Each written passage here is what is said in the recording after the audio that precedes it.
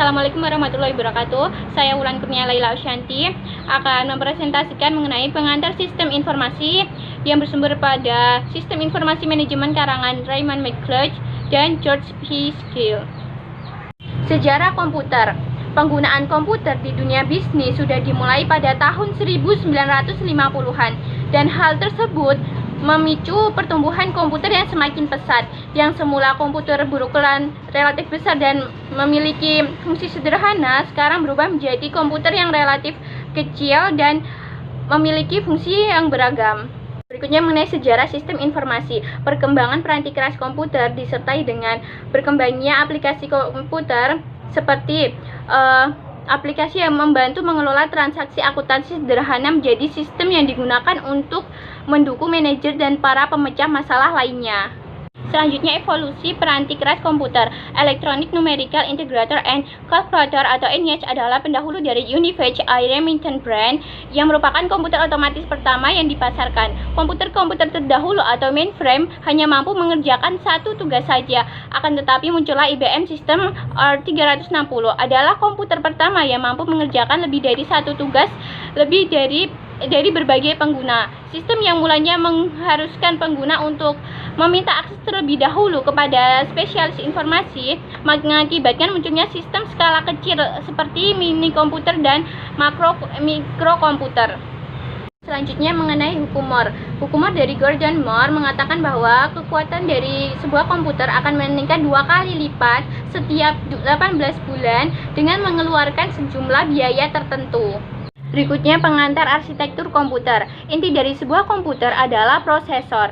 Dikendalikan oleh sistem operasi yang membantu mengelola alat input dan output, penyimpanan data, dan operasi atas data.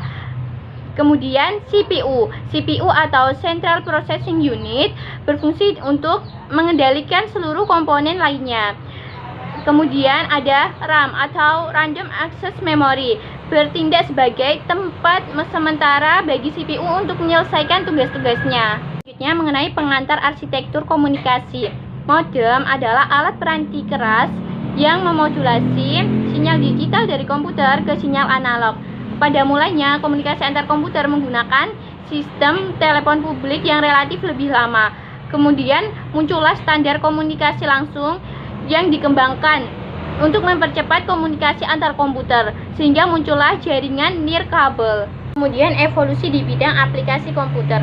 Sistem informasi adalah suatu sistem virtual yang memungkinkan manajemen mengendalikan operasi sistem fisik perusahaan.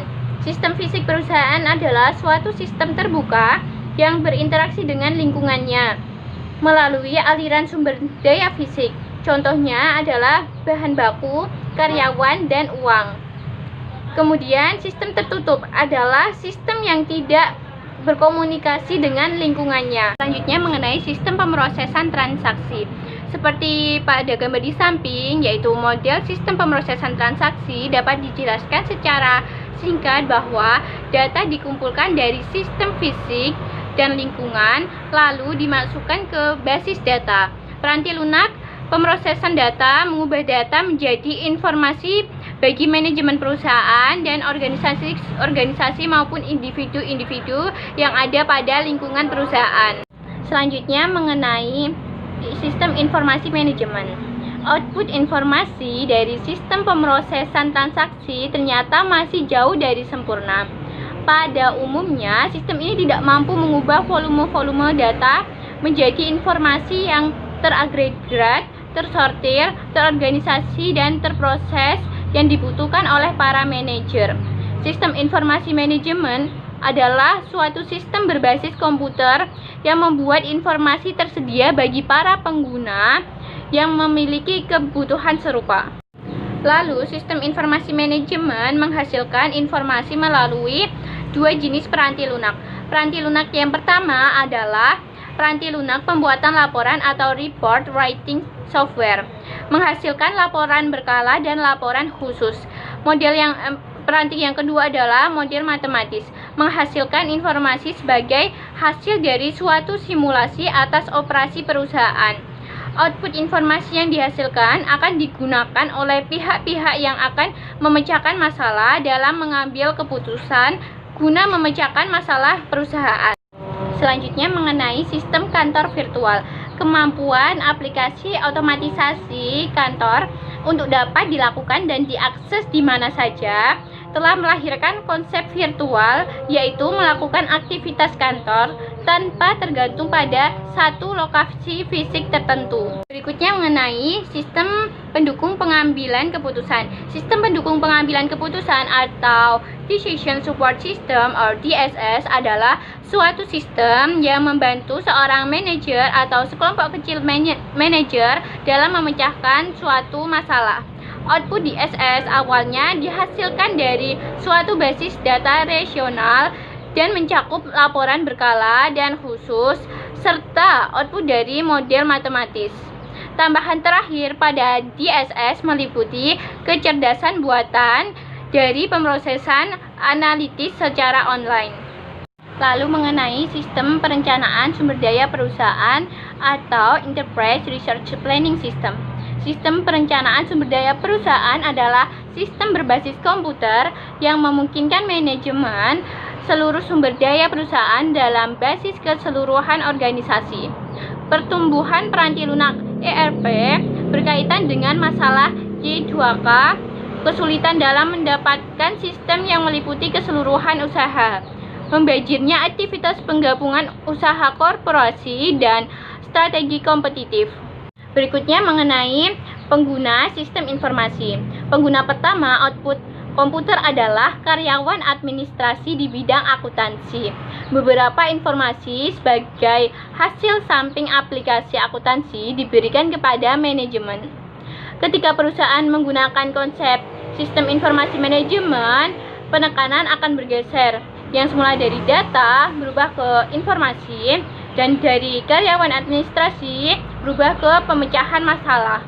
Pengguna sistem informasi manajemen tidak hanya manajer, tetapi non-manajer, staf profesional juga menggunakan hasil dari output tersebut. Selanjutnya mengenai manajer sebagai pengguna sistem informasi. Manajer terdapat di berbagai tempat manajerial pada berbagai area bisnis perusahaan. Tingkat-tingkat manajemen sendiri ada 3. Yang pertama adalah manajer puncak atau utama atau tingkat perencanaan strategi. Keputusannya mempengaruhi seluruh organisasi. Yang kedua adalah manajer tingkat menengah atau tingkat kendali manajemen. Tanggung jawabnya untuk menjalankan rencana dan memastikan tercapainya tujuan. Yang ketiga adalah manajer tingkat rendah atau tingkat kendali operasional. Memiliki tanggung jawab untuk menyelesaikan rencana yang ditentukan oleh manajer yang berada tingkat lebih tinggi. Kemudian ada area bisnis. Manajer dapat ditemukan di berbagai area bisnis seperti area bisnis tradisional yang terdiri dari pemasaran, produksi, dan keuangan. Kemudian ada area bisnis tambahan yang sangat penting juga, yaitu sumber daya manusia dan layanan informasi. Kemudian terdapat fungsi-fungsi dari manajemen. Fungsi yang pertama, merencanakan apa yang dilakukan. Yang kedua, berorganisasi untuk menjalankan rencana. Yang ketiga, mengisi organisasi dengan sumber daya yang dibutuhkan. Dan yang keempat, mengarahkan sumber daya untuk melaksanakan rencana. Dan yang terakhir adalah mengendalikan sumber daya tersebut. Kemudian peran-peran manajerial, yaitu pertama interpersonal. Di sini manajer dapat berperan menjadi tokoh utama, pemimpin, dan penghubung. Kedua, informasional. Di sini manajer dapat berperan menjadi pemantau, penyebar, dan juru bicara. Kemudian ketiga adalah decisional, di mana manajer dapat berperan menjadi kewirausahaan, penyelesaian masalah, pengalokasian sumber daya, dan negosiator. Kemudian mengenai peranan informasi dalam pemecahan masalah manajemen. Pemecahan masalah dan pengambilan keputusan. Hasil pemecahan masalah adalah solusi. Dalam proses pemecahan masalah, manajer harus melakukan pengambilan keputusan atau tindakan yang dipilih berdasarkan beberapa alternatif penyelesaian. Tahap-tahap pemecahan masalah yaitu pertama, aktivitas intelijen, yang kedua, aktivitas perancangan, kemudian aktivitas pemilihan, dan aktivitas peninjauan. Kemudian mengenai masa depan teknologi informasi. Masa depan teknologi informasi akan didorong oleh biaya yang rendah dan meningkatnya kekuatan komputer maupun komunikasi. Kekuatan komputer diukur melalui kecepatan pemrosesan, kapasitas penyimpanan data, dan keragaman alat-alat input dan output. Kemudian, kekuatan dari komunikasi diukur melalui biaya dan kecepatan transmisi, seperti jumlah data yang dapat dikomunikasikan dalam satu waktu tertentu. Organisasi bisnis selalu menunjukkan hasrat pada aset-aset murah yang memiliki kekuatan untuk mengubah operasi. Sekian dari saya, kurang lebihnya mohon maaf. Wassalamualaikum warahmatullahi wabarakatuh.